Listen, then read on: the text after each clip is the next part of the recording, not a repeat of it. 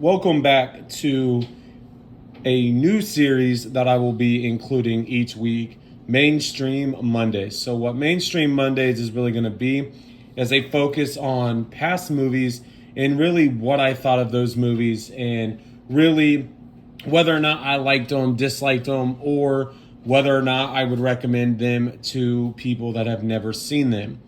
Today we are focusing on The Hunger Games, which I will openly admit is my favorite overall series. As far as a movie franchise, I do enjoy Ghostbusters. That is another close second.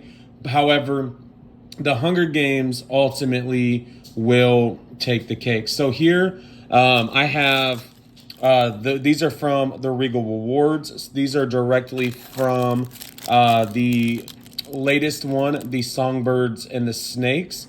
I was able to redeem my points for those and get that. And then I have pins from the Mockingjay and the original. I do not have those here with me. Now, looking at the series, the basis of the series, if for those of you that have not seen it, is there are 12 districts. The 12 districts are really being punished for a rebellion from the capital, and they are forced to go through and fight to the death. So each district will send two representatives, a male and a female, and they will ultimately fight to the death. Now, in the series, we see that there are some changes to that rule, and we will kind of get into that. Now, what I will tell you is I have all the books. I've read all the books. It's a great overall series if you prefer reading. But the way, ironically, the order of the movies presented are my least favorite, or favorite to least favorite. In the order they go, 1 through 5, that is really, my opinion, the worst or greatest to the worst of the movies. We did get news in June that there would be a new movie and book released focusing on Haymitch, which is a great overall set of news, I would say, because for me, I would prefer that movie and that book over Songbirds and the Snakes. So getting into the first Hunger Games, what you are really looking at here is our introduction to Peeta, Gale, Katniss, Prim, and Haymitch, and Effie Trinket, all of the main characters that will be in the movie. So during this scene, you see Katniss go through her daily life. The reaping comes. When they get to that setting, her sister's name is pulled. So what she does is she ultimately volunteers as a tribute for Prim and goes and fights alongside of Peeta.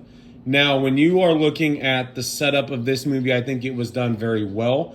I believe that in this film, you are getting a glimpse of Katniss's personalities, but you're also seeing the impact that the Hunger Games has. So in the early stages, you see Peeta starting to adjust and adapt to this is what's going to happen, and I need to make sure that I can survive. Katniss is a little bit more nonchalant. So Katniss begins to kind of brush people off, tries to do her own thing. Ultimately, her strength is the bow, and that's where we see that come in. So ultimately, it is a full-on survival mode. There is one victor per Hunger Games. However, here you see a little bit different of a setting. This is my favorite of the movies. I felt the storytelling and it was great. The directing, I thought this one more specifically matched the book in a closer related way. So that's why that is number one. This one right here actually had to grow on me a little bit, and that is Catching Fire.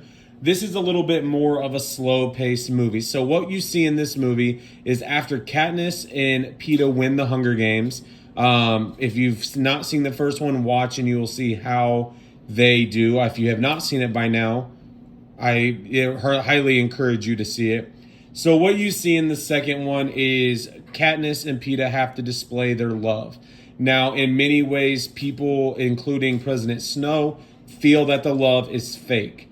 And so what they have to do here is fight through that, which they also find out during this movie, in this specific Catching Fire, is that it is the quarter quell, meaning the way that the names are picked are based off of the victors. So in District 12, there are only 3 victors that are living. That is Haymitch, that is PETA, and that is Katniss. So what you see here is Haymitch was going to volunteer to save PETA. However, Haymitch's name is pulled. PETA ultimately volunteers. And so here is where you start to see the victors and the strengths of each of the districts start to take place. So you see the actual warrior districts, you see the intelligence districts, but then you also see the older people that may not survive. So in the first one, Katniss finds somebody that reminds her of Prim. And so from there, it kind of sets the tone. Now, the good thing I like about this movie after rewatching it is it really actually sets up the next 2. And with that, what you're going to see is Katniss being taken away by the game maker and Haymitch really to District 13. And what she is going to do here is we finally realize that District 13 exists. There was a belief that District 13 had been wiped away. It does not exist anymore. However, the District 13 president and Haymitch and the game makers bring Katniss and her family to ultimately go through and try to defeat the Capitol. That brings us to my third favorite and the third in the series, which is the Hunger Games Mockingjay Part 1. Now, this is where you will ultimately see Katniss start to realize what is taking place. She will realize that in Catching Fire that there is a whole plan overall for her. And this is where she ultimately has to decide to become the Mockingjay. So if you go back in the first movie, you will see her grab the Mockingjay pin. The District 13 ultimately looks at her as a Mockingjay, the savior of the district. And so what her goal is during this movie is A, to protect her family, because that is number 1. But number 2 is she really wants to get PETA back. PETA has been captured by the Capitol. During this time, he's kind of being brainwashed. He's being put in a position where he has to kind of send out these messages, stop the violence, stop the war, and things will be peaceful. And you ultimately see where things will go from there. Now, the one thing I did not like about this movie is the transition from Part 1 to Part 2. I felt that it kind of could have been done better in many ways. So yeah, that's Part 1. Like I said, I don't give spoilers, but if you've not seen it by now, you should. If you've seen it, you know what I'm talking about.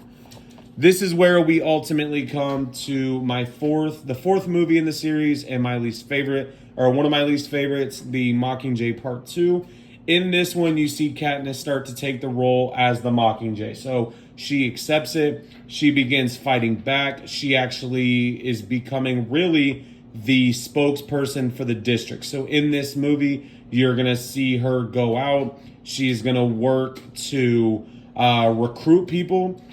She's ultimately going to have flashbacks of times in the war. So it ultimately puts her in a position where she has to accept what is happening. They save PETA. PETA comes back, but PETA is so brainwashed, he attacks Katniss during this film. So that is something to keep in mind when you're watching this, when you notice what the Capitol is really trying to do. Katniss is the martyr for the districts. PETA is the one person that she loves other than Prim will be there. Ultimately, what Katniss realizes during this movie is that the president of District 13 is a terrible person. She finds out that she sent Prim into battle as a medic, and Prim ultimately dies. And the eerie part of this is President Snow ultimately tells her of this, that it was her idea to send her in, and that really changes the end. So the big thing with this is at the end, you see Katniss make a decision that's really based on emotion. And really, it seems that in this film, she does not hate President Snow, but she hates what she's become because of him. So she hates the person she's become, but she realizes in her own mind the enemy of this whole situation is president of District 13. It's not my favorite, really, because there are a lot of more slow parts in this, I feel. A lot of it is, I feel like, a forced character of Katniss. So that is why that is number 4. And then lastly, we will get to the most recent, the Hunger Games Ballad of Songbirds and Snakes. And there are a few reasons why this movie ranks as my 5th rated movie. And a lot of it is, in this film, we are introduced to President Snow. So we are introduced to a young President Snow. We learn why Snow's character is the way it is. And we ultimately learn why he does the things he does. Now, in this movie, there is no reference to Katniss because this is the prequel. So you are not focused on any characters that exist currently in the film, the first 4. Now, the big thing with this that I really did not enjoy, I literally understand that it's about singing and everything of that nature, but I felt that in many ways the singing was overdone. We don't need to hear Lucy Gray sing all the time. And so ultimately, what I really didn't like is I felt this movie, out of all of them, drug on.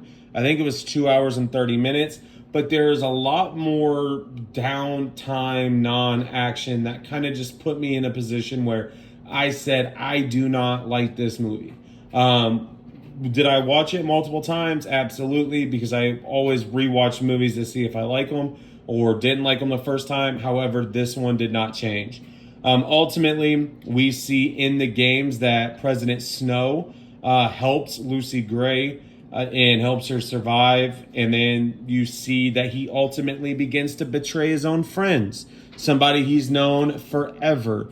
And so with that, you see the character building for President Snow. Now, ultimately, it ends with him really realizing what his power could be and where his influence could be. But ultimately, this is ranks in the bottom 5. Now, ultimately, when we get to the 6th movie and the 6th book, we are going to, or the 6th movie, we're really going to be, in the 5th book, we're really going to be focused on Haymitch's games and how Haymitch was able to survive one of the worst Hunger Games to exist. And that is where I feel like we will see this movie pan out a little bit more.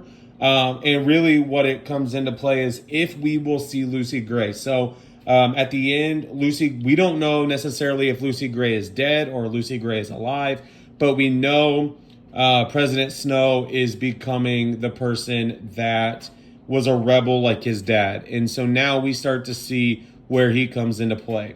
The one thing in theaters that really kind of was shocking is there was a guy, and the second time I seen this movie, when there's a scene where Lucy Gray mentions Katniss as a name of a plant, and a guy was like, oh, yes, we get it. We understand the reference.